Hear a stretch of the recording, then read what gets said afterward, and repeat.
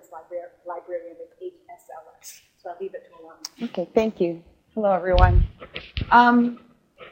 Did everyone get a handout? The handout is meant to serve as an outline because I don't have PowerPoint slides, and I didn't know if you wanted a reference point to leave with of the variety of resources I'm going to try to cover in the hour that we have. But feel free to ask questions as we go. I'm definitely open to taking questions.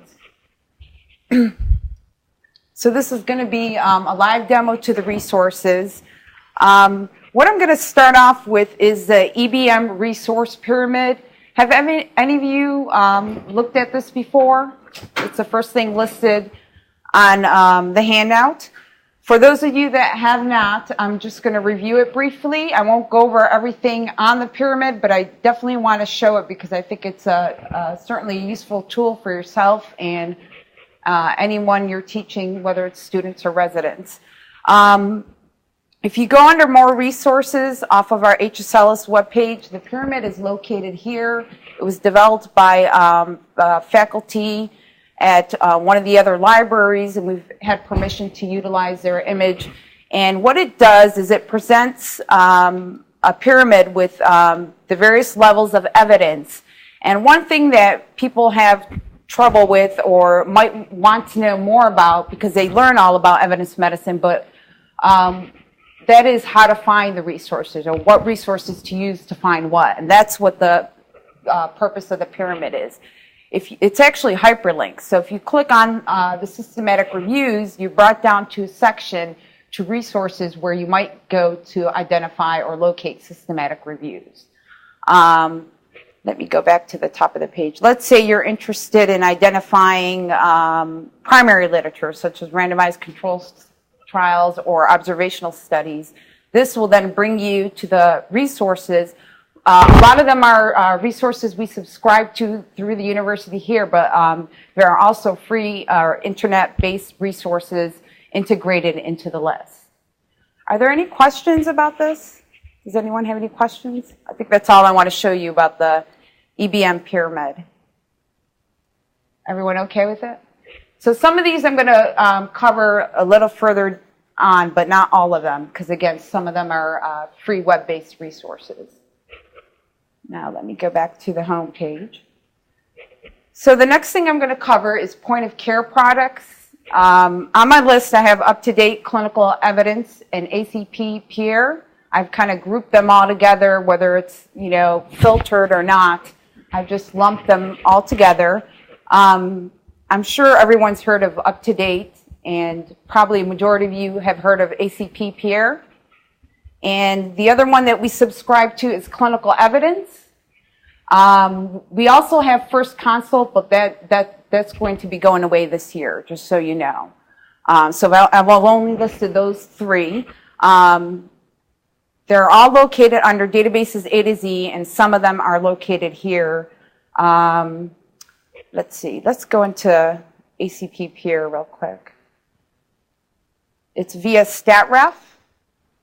That's the company who's providing the interface for us to use ACP peer.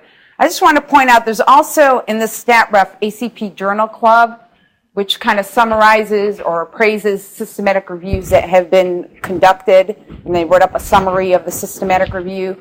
And there's also a drug information book, the HFS here. So just so you're not confused, be sure that you're in actually ACP peer, and then you would click in diseases, and you can look up a disease condition alphabetically.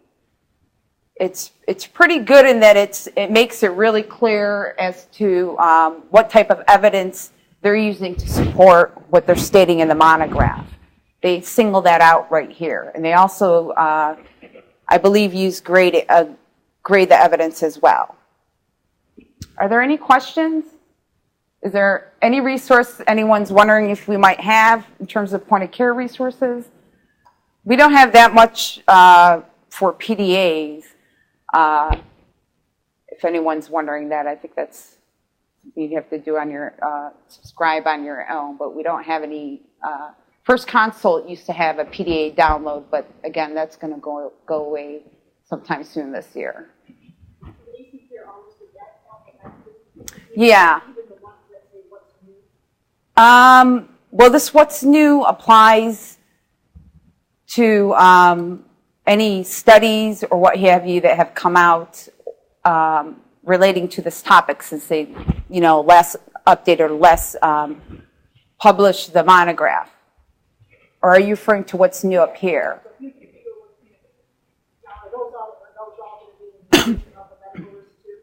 Yeah, they're just highlighting, it appears here, newer modules, so they've created a new monograph for this, and they also indicate what has been updated. They tell you that right up front. Are there any other questions? Has anyone used clinical evidence? Can I just go in there for a second? Clinical evidence, oops, I'm used to clicking on the home page for my office. It's another great point of care resource, definitely much evidence-based focus. The only downside to clinical evidence is there's not, in terms of scope of diseases that are covered, there's not a lot that's covered compared to some of the other resources. But what is covered pretty well in how it's presented.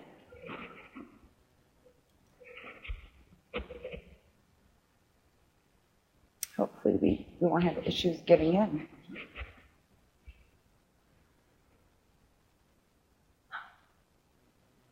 Okay. It gives you up front, as ACPPR did, what was recently updated. Let me go to the full review list. So you would navigate through A to Z.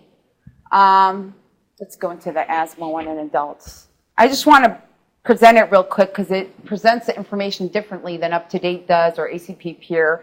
It has these tabs, and the interventions are presented in question format, as you can see here. And then if you want some of the background information, you would click on About This Condition.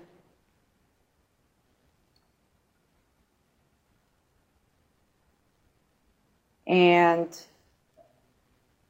again, it gives updates because they do regular updates, and which will list any new studies that have come out on the topic since the last literature search was done to write this monograph. And I'll just show you that real quick, how they present that.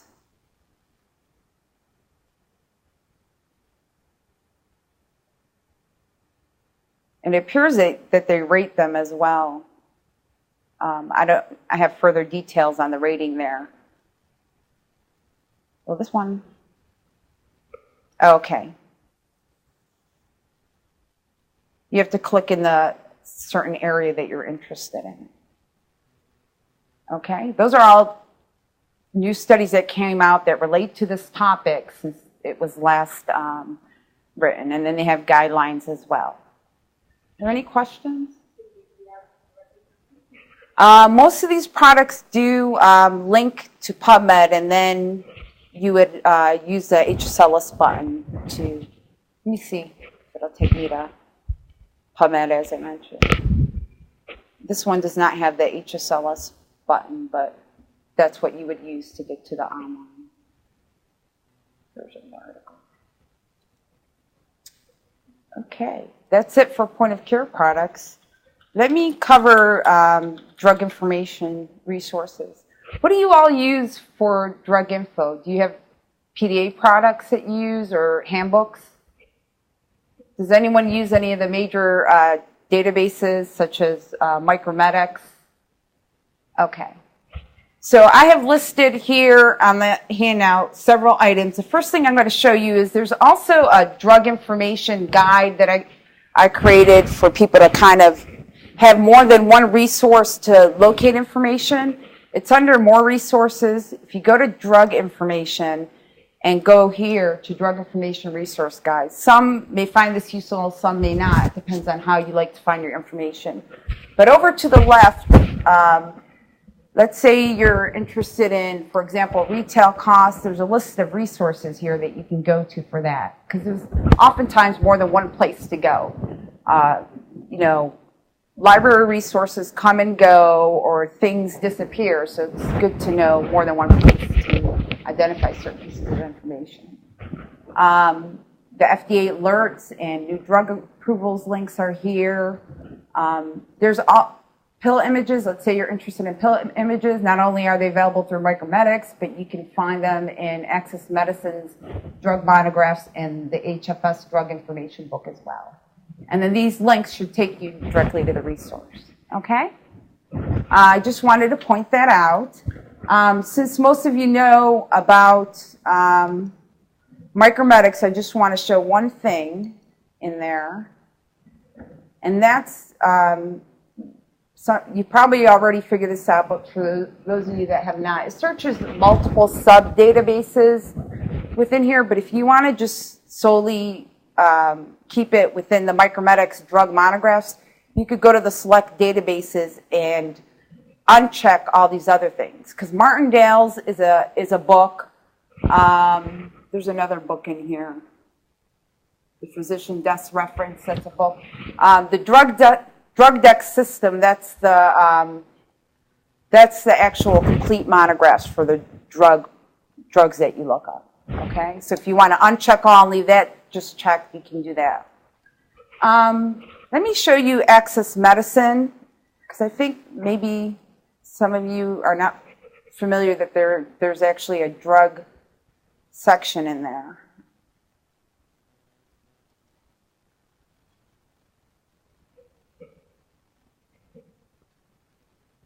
Here's a drug section. So you can navigate through alphabetically.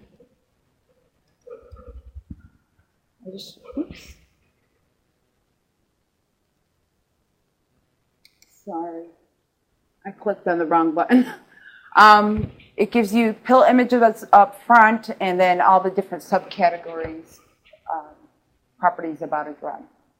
So this is available through Access Medicine. Up to Date also has drug information. Do you all use that? The drug info and Up to Date, and that's through LexiComp. We also have the medical letter. Do you know that we have the medical letter available? If you go under the e-journals list on the HSLS homepage, I guess I got to get out of here.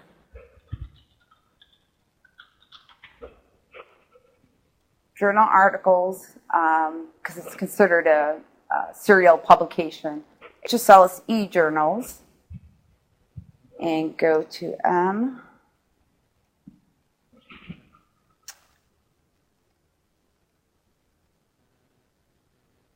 Here it is right here. So we have the medical letter available as well. And does anyone use the Natural Medicines Comprehensive Database? That's for herbals and alternative drug therapies. It's a whole specific database on that. So I recommend you use it while we subscribe to it. It's a really excellent resource because the entire thing is devoted to that area. And they also provide the evidence to support or not to support, and they tell you how weak or strong it is, you know, whether there's a lot of literature to support that, you know, a certain substance has a certain effect or not. Actually, I might go into there since most of you shook your head no.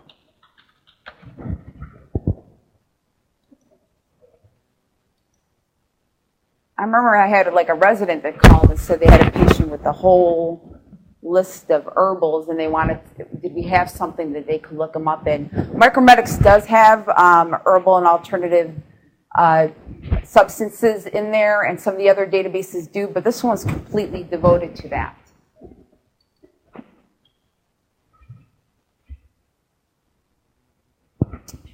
Okay, let's start off with search. And there's a drug interaction checker as well. I kind of bypass that off the first page. I hope this is how to sell it. And you can go to the full monographs, any interactions with a variety of items, but it has to involve the herbal substance itself. Okay? This was just under databases A to Z. Are there any questions? Drug information? Okay. Let's move on to the book collection.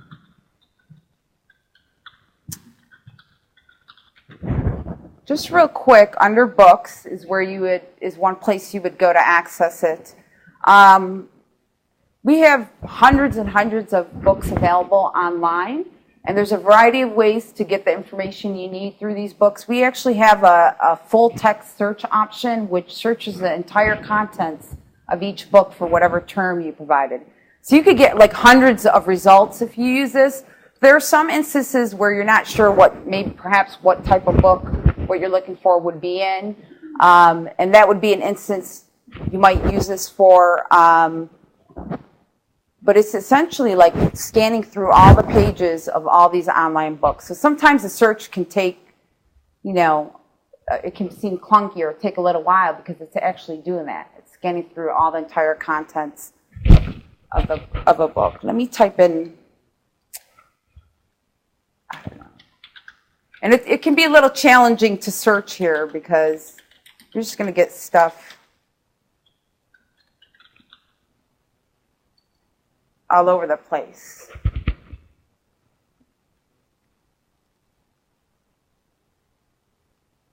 But I did want to point out that you can search through the entire ebook collection utilizing this. It does group the results into like categories.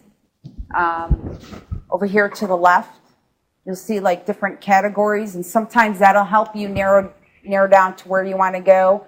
And I don't know, let's say that this is what you were interested in, or perhaps this one. There were 9 results in the synovial fluid analysis.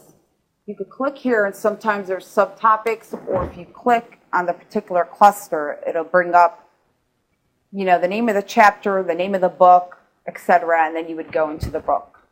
Okay? I've used this in certain instances. Again, if it was something I wasn't sure what type of book we might find it in. Now, perhaps a better way is that you want to browse through the books. You can do so by A to Z. We have a list here, or by subject. And let's say you want to know what online Durham books we have. You click in there, and then these should take you directly into the book. Okay?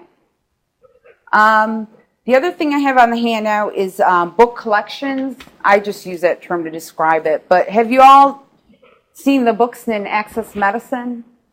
Most of the core medical textbooks are in there, like Harrison's, Hurst, Sahar. A lot of the core medical textbooks are available through there. So I'm going to go in there and show you. I'm going to go into Access Medicine. Click on textbooks. These are all the books that are available online. Some of the current, the Lang review books as well. Okay? The other one that has certain selection of books is Access Surgery and then StatRep. And I'll leave that to you to go and explore those. But that's our book collection. Are there any questions about the book collection? You could also use PitCat if you know the name of the book that you're looking for or what have you, and it'll just say electronic resource next to it.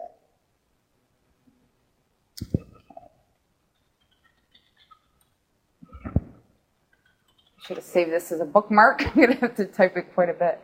The next thing I want to cover is the Cochrane Library. Do any of you directly go to the Cochrane Library itself to search for information or no? Not really? I wanted to point it out because the database of systematic reviews is in there, but there are also other things in there which I have listed.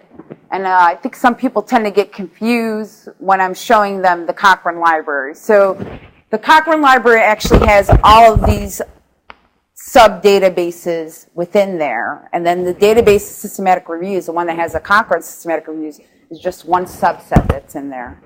I'll go in there and point to you how to isolate the different databases. It kind of does it on its own, but this is the Cochrane Library right here.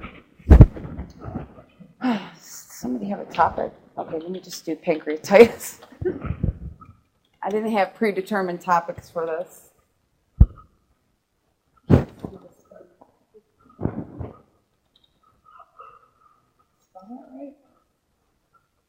Okay.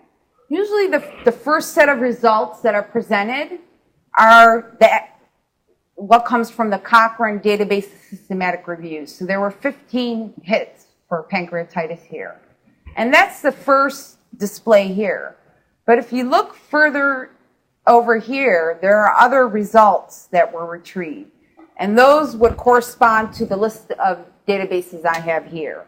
The database of abstract reviews of effects is this right here, other reviews. And do you all know what that database has in it? Basically, they review published systematic reviews, and then they give you a summary of, how much you can rely on it based on the methods they follow. Whether their search strategy was sufficient, whether they did the quality assessment, whether the procedures they followed were consistent with a quality systematic review. And then they give you a summary of whether or not you should rely on it or not, depending on how they completed the methods. So it could be systematic reviews that were published in journals, because remember, not all systematic reviews are equal. You have to, in fact, appraise them yourself as well. But this database kind of helps you and gives you a summary of that. And that's what the DARE database does. Clinical trials is what's available through the Cochrane Central Register of Trials. So you're going to get primary studies. These were identified by going to multiple databases such as Embase, Medline, but also involved people doing hand searching, physically scanning the page by page through journals. And these people are involved with the Cochrane collaboration that do the hand searching. And they input their findings into what is called the Cochrane Central Register of Controlled Trials. Technology assessments are also here, as well as economic evaluations. So if you're looking for cost utilization, that kind of information, you definitely want to come in here and have a look at what you have found. So that's the Cochrane Library. Are there any questions about it? Hi.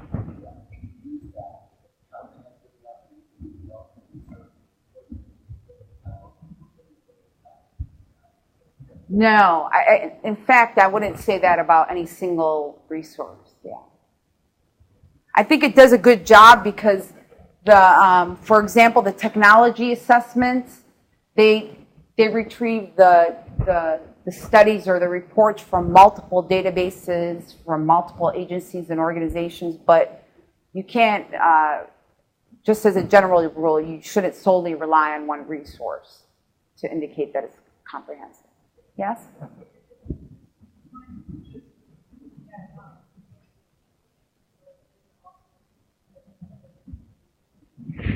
I've clicked on items that have taken me to like Dutch or French, but I don't recall if they were like I would imagine they were in that language. So I'd have to say for some of the items like the technology assessments and economic evaluations, probably yes. Of course, clinical trials, because Medline also has foreign language information in there as well. The abstract is presented to you in English, but the paper might be in an entirely different language. But I can't say that it's, you can rely on that being your sole effort to identify foreign studies or reports. But I think it does include some, for sure. Any other questions about the Cochrane Library? Okay, let's go to multimedia. I just have one thing there.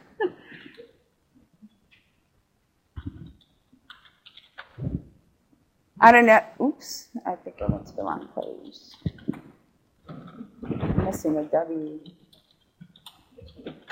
This might not be of much use to you, I don't know, but you might want to use it for teaching with students or residents, the multimedia item in Access Medicine that I'm going to point out.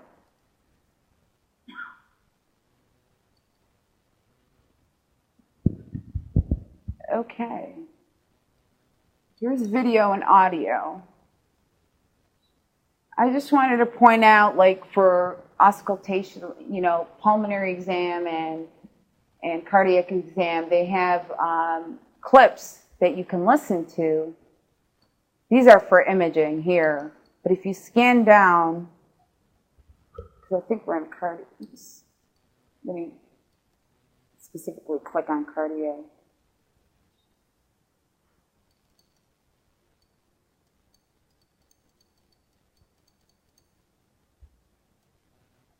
Here are some of the cardiac sounds, tricuspid regurg. And if you just click on it, will those play audio? Oh, let's just give it a shot. But I mean, you can refer your students here or whomever, and they have the same thing for lung exam. Looks like it's not working. And there's also a couple procedure demonstrations. They're actually videos. Uh-oh. Let's get out of here real quick. There's not too many videos, but there was one for doing an LP, and I think there was another one for inserting a chest tube. Again, this is all within Access Medicine, and they would be located within here. And then they have this grand round lectures. Some of them date back to way back, so I don't know. But I guess if they're just covering, like, you know, history or that kind of information, they might be okay. But basically, it's a person talking with the slides presented if you want to refer people here for further education. That's about it. Does anyone else have any questions about Access Medicine? There's a lot of things in here.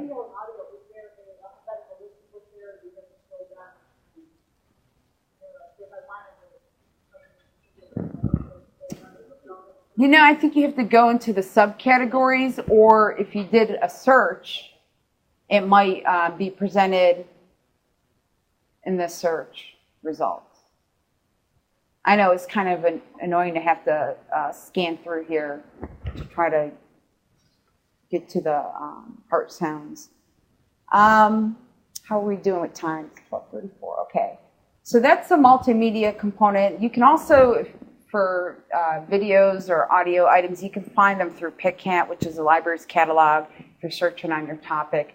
If you go under the limits, you can limit it to, you know, tapes or CD or DVD.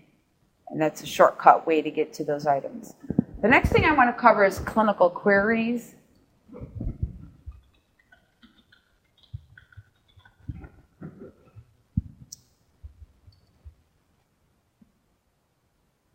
So this one's really specific to just Medline. But I think it's important to know because clinical queries, which I'm going to show you through PubMed, they're also available through Ovid if you go under the limits. You'll find clinical queries in Ovid Medline. But I'm going to show you PubMed, and here's a link to it in this left menu. What it's designed to do is to pull up, I'm going to use this term loosely, but evidence type of literature, so kind of weed out narrative reviews, commentaries that won't have study type data. And it's going to be based on what you have selected here, what aspect of a condition or disease state. And let me do one here. You type in your topic of interest. Let's say you're interested in risk factors for knee osteoarthritis.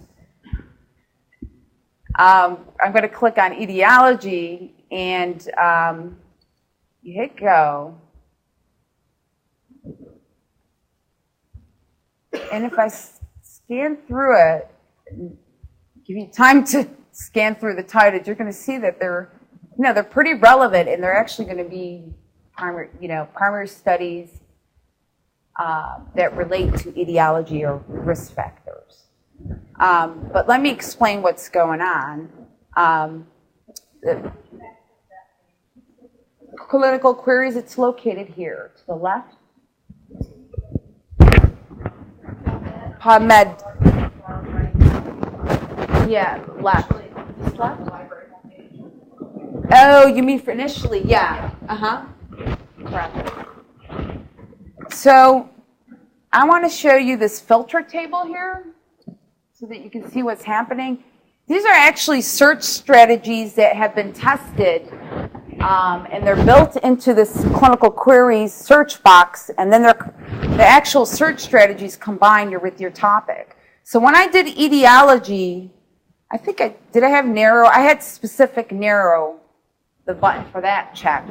And so this is actually what's being run, and then it was combined with the topic I typed in, osteoarthritis. And these have been tested for sensitivity and specificity of pulling up articles relating to etiology. The specific ones are going to, of course, be specific and sensitive. If you're trying to be more comprehensive, make sure you didn't miss anything, you would choose the sensitive ones. And as you can see, most of them are not 100%, so you're going to get some other things. The specificity for etiology is actually just 51%, so wasn't that great? But these are meant to create a shortcut because you're really honing in on the targeting in on the primary literature or study types related to these different aspects of a condition. Does anyone have any questions? It's designed for the busy clinician, basically, so you don't have to proceed with the traditional way of, doing a literature search on a topic. It's like a shortcut. That is clinical queries, and it's specific to just Medline, and you'll find it in Ovid and PubMed. If there are no other questions, then I'll go on to database tools. Should I go on to database tools? So database tools, I listed that on the handout because a lot of the databases, literature databases you'll go into, will allow you to create an account, log in, and do certain things. It depends on what database you're in. Whether it's save a search or some of them offer more than just saving a search. I'll have to think about what else they allow you to do. But PubMed is the one that I'm going to show you. Actually, I'm going to show you my NCBI. If you haven't done so, it'd be worthwhile to try. Let me go back to PubMed. Try logging into an account or creating an account. It's really simple. You could create more than one account. So if you're working on a project with either a student or a resident or some other people, you can all share the same account to access the safe search or collection that you create if you want to do that, because it doesn't appear to be a limit, at least that I have found, in terms of how many accounts you create. I'm going to go and log in here. MindCBI provides more than just saving a search. They allow you to do more things, and I'm going to show you a couple of those.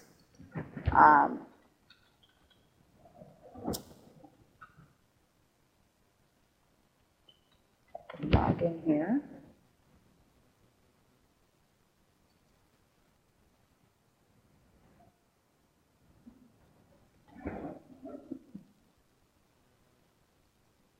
Oh, okay. Let me try another combination.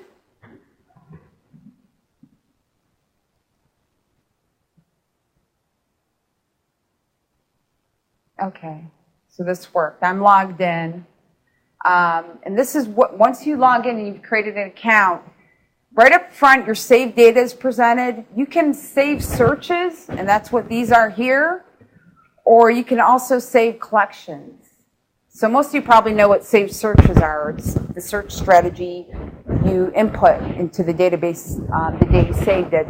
But the collections are exactly what it means, a collection of references. So let's say you ran your search, but you didn't care about saving the search strategy, and you've gone through and weeded through the 200 and selected maybe 50 you're interested in, and you wanted a place to hold them. That's what the collection is. You can send them to something called a clipboard, which is a temporary spot on PubMed, and I'll show you where the tab is. And then from there, you go in and save it under a collection and name your collection. So if I click on 91, I haven't cleaned mine out in 3 years, so that's why I have that many. I'll go into collections. I might have morning report stuff in here. Sometimes I save my searches in here. Let's say I wanted to go in this EMR and patient satisfaction one. I have 7 items in there from 2 years ago. And there they go, seven citations that I saved. So you can create multiple collections and then, eventually send them to some other type of product to help manage your references. But this is a neat holding place where you can move things along as you're scanning through and picking through the ones you're interested in. That is what collections are. Now, let me go back to my saved data and just make sure everyone knows what the saved searches does. I have a lot of saved searches.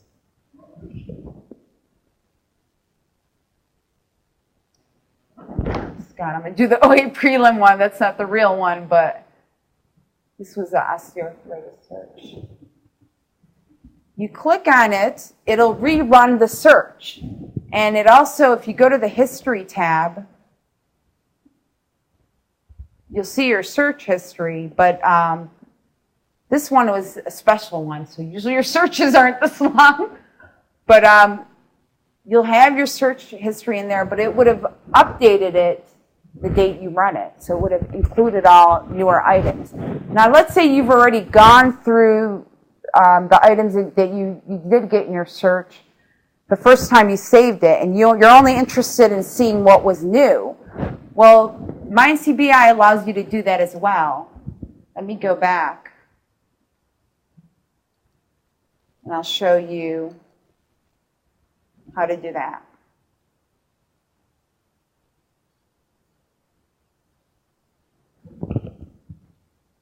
The Crowboth, your searches from several years ago are up there too. Well, I won't try to find the same one again because I have a lot of things here. Okay, here's one. You check it, and then if you scroll down to the bottom, it'll say show what's new. And it'll show you what new items came up since the last time the search was done, which was 2 years ago in this case. So there were just 300 items instead of running that complete search. Okay? And actually, when you go to save a search, so you're doing a saved search, you have the option to check certain boxes to have email alerts sent to you when new items or new literature is put into the database. And you get the emails regularly depending on or how frequent you selected, whether you want to get monthly reminders or weekly reminders. And you'll see that option when you go to click on Save Search in PubMed. And that's actually a good thing to know about. Another thing you can use Saved Search for and the alerts is to set up a table of content alerts. So what you would do in that case is you would do a journal search. So you type in New England Journal of Medicine and what have you, and then save that, and then it'll send you, when new citations are put into the database, the alert, and you indicate how often you want to be alerted. So that would be how to do a table of contents alert. Another way to do a table of contents alert for journals, you could do like an RSS feed, but you can probably do it within PubMed also. I don't have the steps memorized right now. But also, if you go to the publisher's websites, oftentimes they'll have the clip or the little snippet that you copy and paste into your RSS feed reader. And you can do that as well. Let me see if there's anything else in my NCBI. Oh, preferences. Do you see these tabs here? Oops, they went away. Let me go back. Do you see these tabs here? So I'm logged into my NCBI, and that's why I'm seeing these here. If I was not logged in, all you would see is all and then reviews. And reviews would include both narrative and systematic reviews. They didn't isolate which is which. And if you go into my NCBI and there was a link to the left that said preferences, you can set up what tabs you want here. For example, if I wanted it to always limit to English or always limit it to adults or pediatrics, you can set up those tabs. I have set up here, I guess just for demo purposes, one that will pull up systematic reviews specifically. Therapy studies, the broad and narrow, that goes with the clinical queries. And you could do the same as well. Let me just, I think I have time to go in there because I won't spend too much time on the citation tracking. Show you where to do that. So you can customize it. That's basically what you're doing. It's under preferences.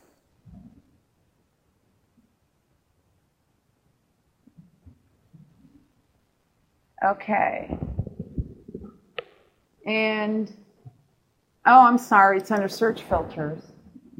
You can pick a highlighting color, by the way. That's what the aqua is.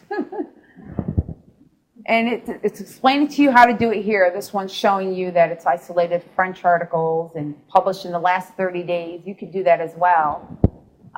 You would want to, some of you might be using some of these other areas if you're doing molecular or, you know, the other type of biological sciences, but I'm going to go into PubMed for the clinical stuff.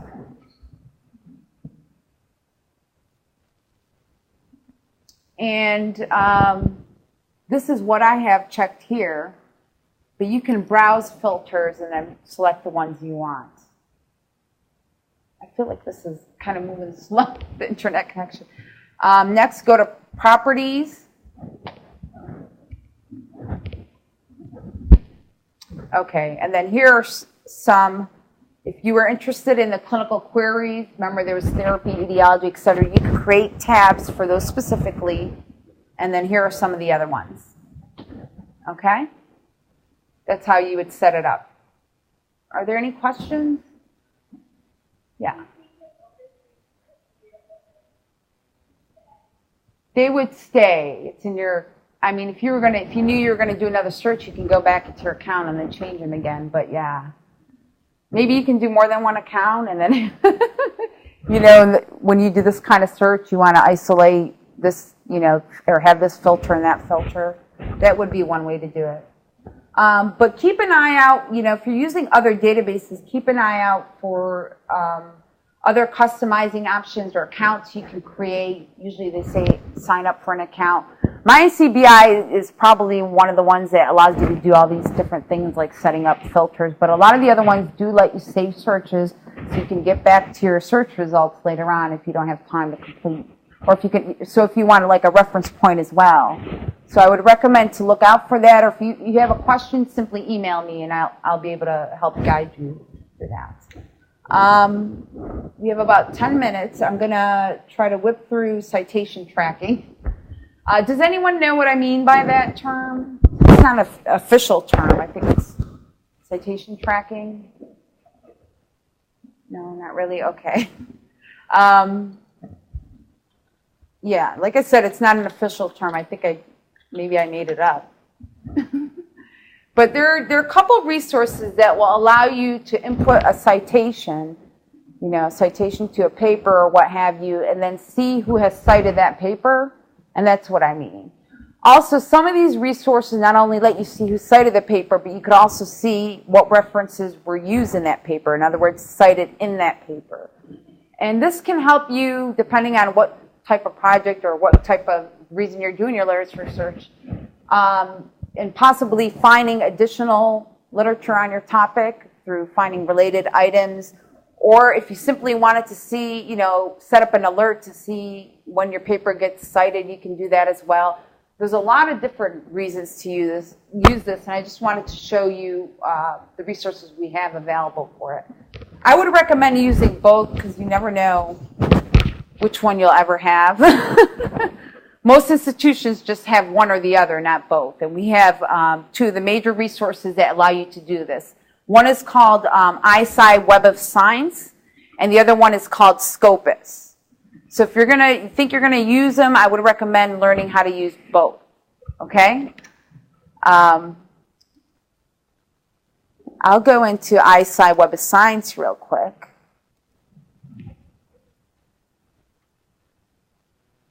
Does somebody want me to look up their paper? I don't have one. Does someone have an example, or we could put on parts of it? Does anyone have a name or of a paper or anything? Okay. Let me just type the example they have. Maybe that'll work.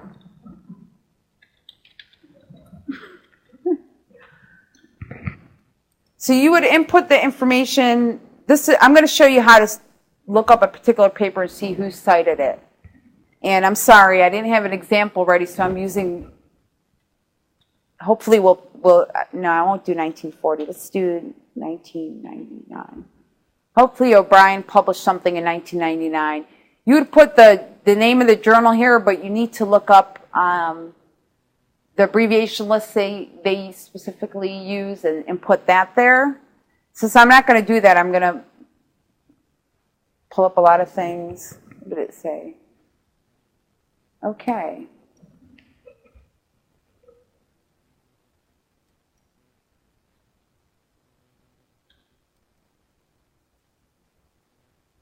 Okay, it looks like I needed that apostrophe in the name. So, if you didn't put in all the information, or sometimes if you did put in all the information, you might get more than one match, and this is how it's presented. The cited work is the name of the journal, and then the year, and volume, page, etc., and then how many articles cited it. If you had, this one doesn't show this, but if you had most of the information the same for two entries, and then something like the page number is off or the volume is off, it's possible it's the same paper, because the way they input the cited references in here is how it was cited in a particular paper. So if the author made a mistake when they were put it in their reference list, it's going to show up that way with the wrong page number. So what I would recommend you do if you're using this is to view the record for all the ones you suspect might be the same. And you'll be able to identify those rather quickly. There might be just one simple thing that's off. So I would check that. Let's say this is the one we're interested in, the O'Brien paper published in Biochemistry in 1999. We check the box here and then complete finish search, and then we'll be able to see the 59 articles that cited this paper. And then you could go on in circles. I mean, you could see the papers that cited each individual paper because that's included in the record here. See that? If something was recently published, like even last year, you have to give it time to get cited. Sometimes I've had people come in the library and they're like, I can't find any, is there any reason why that might be? You have to give it time to get out there and be used and to get cited for other papers to cite it. But there should be an option, I believe, if you create your own account where you can set up an alert, and input your papers so you can be alerted as to when you've been cited. Some people are interested in that. Another thing about this database is if you go into a particular record, there should be a related button. And it's, just give me a second to, oh, here it is. I just want to point out there's a related feature which compares the bibliography of this particular paper with other papers, and then the ones that share the most common references, those are presented up on the top of the related list that gets pulled up. So that's another way of getting at literature other than the traditional way of searching. If you're trying to try different measures. PubMed also has a related, but the way it works is a little differently. It works through some type of algorithm, but this one compares the references. Scopus pretty much does the same thing. There are some differences with Scopus, but some of it has to do with like how far back in terms of years are covered, and another might do with like what type of journals are covered in the database itself. And the last thing I want to point out is reference management software. which is good to know about. Some of you might be using these already, but there are a couple that we have available here through Pitt. There's EndNote, which is available for purchase from Belfield Hall. There's a discount if you're University of Pittsburgh affiliated. I think it's $50 for faculty and staff and $5 for students, once they've upped it. This can help you with organizing references you find on your topic, and also with manuscript writing. So if you're not familiar with reference management software and you're publishing, I highly recommend that you look into these products or other products that are available. EndNote is desktop, so it's a desktop installation. You have to be on a computer that has it installed. The other one, RefWorks, is web-based. And let me just show you where you would access that. The RefWorks one, you do not have to pay for. It's internet-based. You can hop on any computer that has an internet connection. All you have to do is log into remote access via HSLS. Go to More Resources, and it's located here, and simply create an account.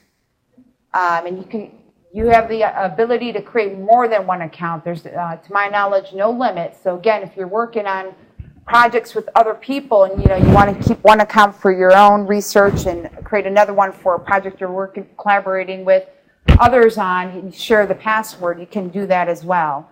And there are some other differences, but this is where you would go to access RefWorks. And anyone UPMC or University of Pittsburgh has access to this resource.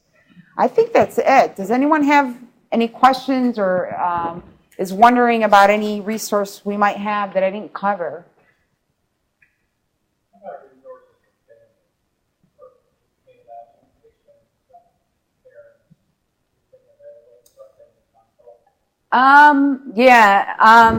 Most of them do. Micromedics has patient handouts. Let me go back to the point of care. And we also have, I wonder if the consumer health, I'm trying to think of the point of care products I talked about and which ones might have. I think, does UpToDate, I think UpToDate has patient handouts. You're familiar with UpToDate? Okay. So UpToDate, Micromedics. We have a consumer resources page. Let me see if I can get to it. I just saw it. Here it is. I don't know that patient education.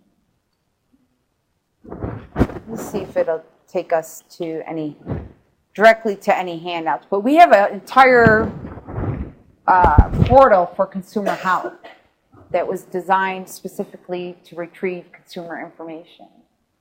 And a lot of this had to do with some of the librarians that work at Shady Side and Children's, because a lot of the questions they tended to get were consumer health type of questions. It looks like it's taking you to it's searching through a variety of our resources. Whether or not they're handouts, I'm not sure, but most likely they are. Like this is the MD consults that you mentioned, UpToDate for patients, so that's a patient handout. So this is probably a good place to go. Is that okay? Is that answer okay? Does anyone have any questions or is wondering about anything or any type of resource we might have? That's about it. Okay, I'm done then. Thank you.